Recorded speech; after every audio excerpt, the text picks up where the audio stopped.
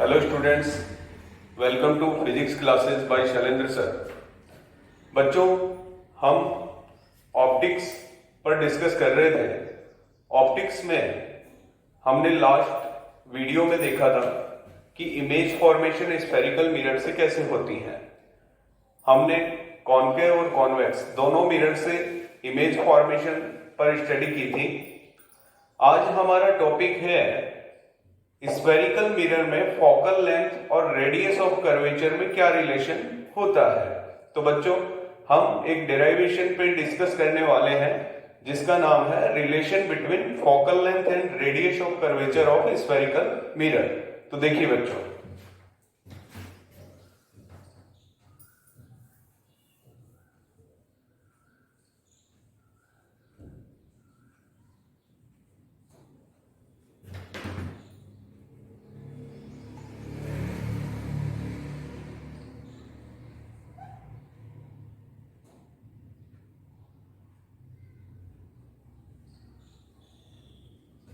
relation between f and r. Here f is focal length and r is radius of curvature.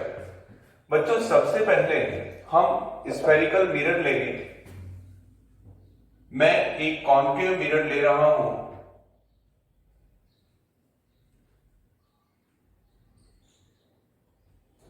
इसके बीच में से इसकी principal axis हमने ली है। मिरर का मिड पॉइंट ऑल, ये centre of curvature C and mid point is focus. बच्चों, सबसे पहले एक लाइट रे प्रिंसिपल एक्सिस के पैरेलल लेते हैं। सपोज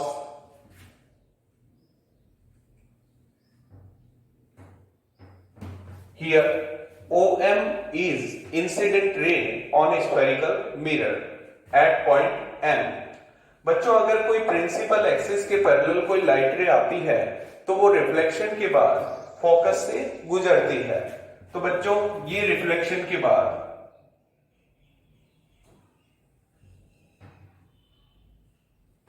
फोकस से होते हुए रिफ्लेक्ट होती है।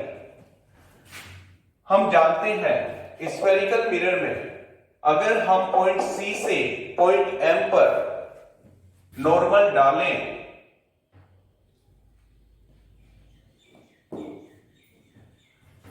तो बच्चों ध्यान रखें, C से जाने वाली जो लाइन है वो पॉइंट M पर किसका काम करेगी?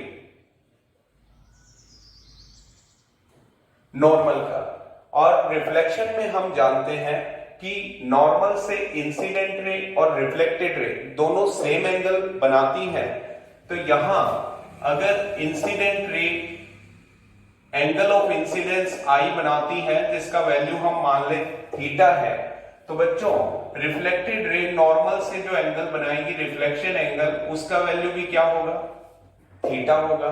तो ये हमारी इंसिडेंट रे OM है और रिफ्लेक्टेड रे MF है, और इंसिडेंस एंगल थीटा तो रिफ्लेक्शन एंगल भी थीटा। ये हम रिफ्लेक्शन में जानते हैं, इंसिडेंस एंगल और रिफ्लेक्शन एंगल के वैल्यू इक्वल होते हैं। यहां हम देखें तो बच्चों हम जानते हैं अल्टरनेट एंगल इक्वल होते हैं। अल्टरनेट एंगल इक्वल होते हैं। अल्टरनेट एंगल के बेस पे हम इस एंगल की वैल्यू लिख सकते हैं थीटा और इस एंगल की वैल्यू लिख सकते हैं 2 थीटा। यहां थीटा और 2 थीटा हमने किस बेस पे लिखे हैं? अल्टरनेट एंगल के बेस पे। इसके बाद हम पॉइंट M से प्रिंसिपल एक्सिस पर एक नॉर्मल डालते हैं और इसका नाम देते हैं पॉइंट N। यहां MN प्रिंसिपल एक्सिस पर क्या है? नॉर्मल है। बच्चों, जैसे ही हम ये नॉर्मल डालते हैं तो हम ये देखते हैं हमको 2 राइट एंगल ट्रायंगल यहां पर मिलते हैं। पहला right angle triangle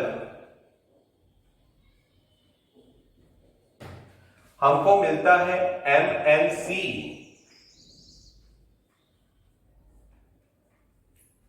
and second right angle triangle हमें मिलता है MNF।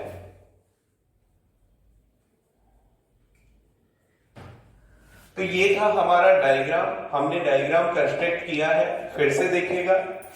सबसे पहले एक कॉन्केव मिरर लिया गया है। Here OM is incident ray and MF is reflected ray. Here CM is a normal on point M.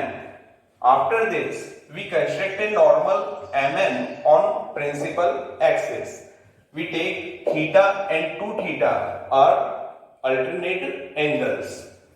इसके बाद हमको 2 राइट एंगल ट्रायंगल यहां पर मिले हैं। पहला MNC and second is MNF।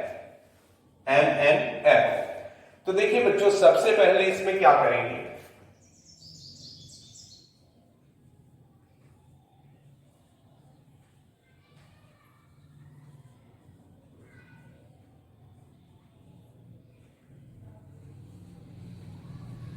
In right angle triangle MNC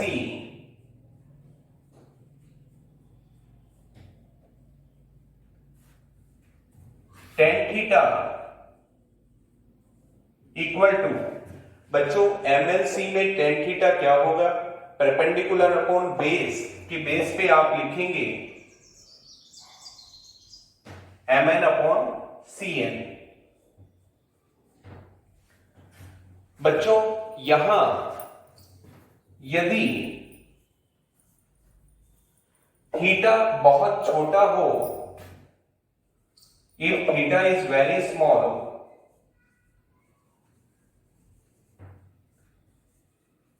then we know that tan theta tends to theta। अगर theta बहुत छोटा है तो tan थीटा को हम क्या लिख सकते हैं, थीटा लिख सकते हैं। And second n and p, अगर n और p बहुत पास पास हैं, वेरी क्लोज हैं, तो बच्चों n और p को as a same point consider किया जा सकता है। इसका रीजन क्या है समझिएगा। बच्चों हम जानते हैं जो स्फेरिकल मिरर है बच्चों, उसकी जो कर्व है, उसकी जो वक्रता है, गोलाई है, वो बहुत कम होती है। स्फेरिकल मिरर की जो कर्व होती है, गोलाई होती है, वो बहुत कम होती है। तो गोलाई बहुत कम होने के कारण हम MN जो परपेंडिकुलर हमने डाला है प्रिंसिपल एक्सिस पर, बच्चों उसमें N और P बहुत पास पास होते हैं। तो N और P को as a same point consider किया जा सकता है। सो N को हम पोल P से क्या कर सकते हैं, रिप्लेस कर सकते हैं। तो बच्चों यदि ये इक्वेशन फर्स्ट हम लें तो इक्वेशन फर्स्ट का सेकंड फॉर्म क्या हो सकता है,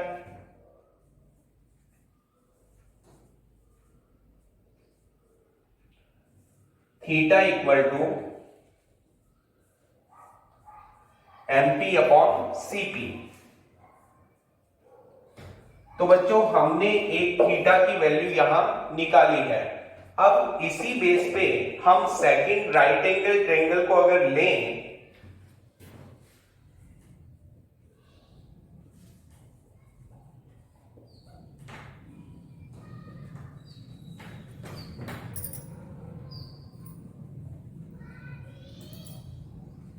देखिए स्टूडेंट्स, उसी बेस पे ट्रायंगल MNF पे अगर tan थीटा अप्लाई किया जाए तो यहां डायग्राम में हम देखते हैं थीटा की जगह क्या है, 2 थीटा।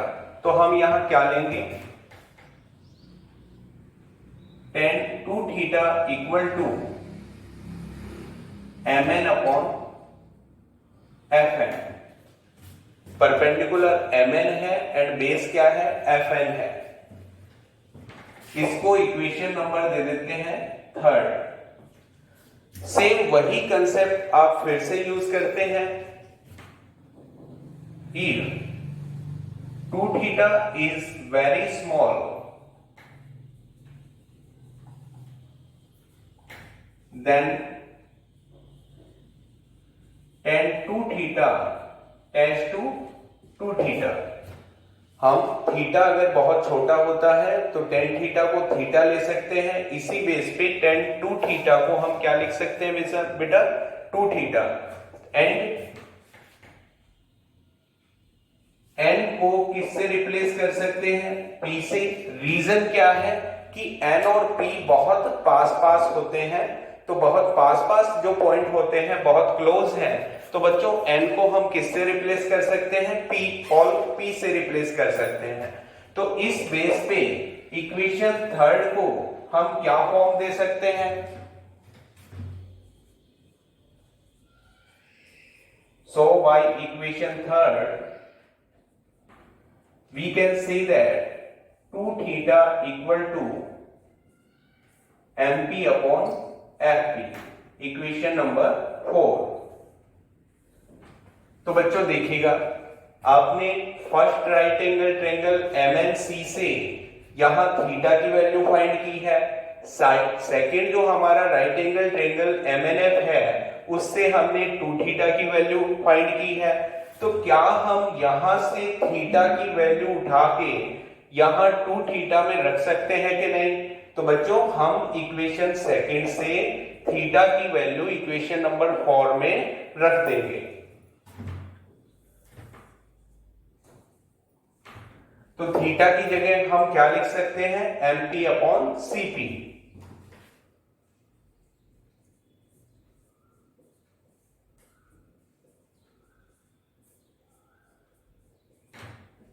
तो बच्चों हमने थीटा की वैल्यू 2 थीटा में रिप्लेस कर दी है।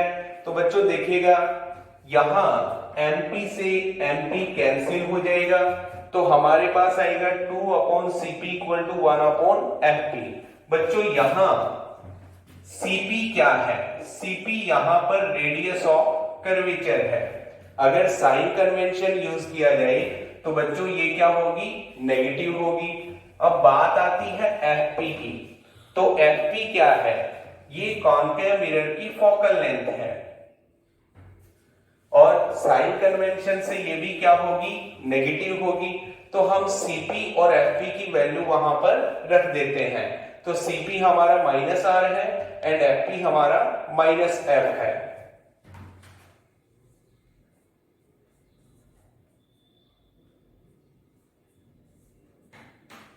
तो बच्चों माइनस से माइनस साइन को कर देते हैं कैंसिल, एंड हम क्रॉस मल्टीप्लाई अगर करें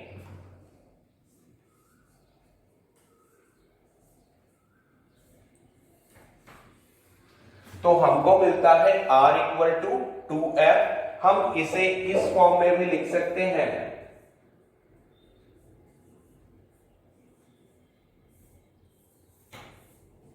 F इक्वल टू R/2।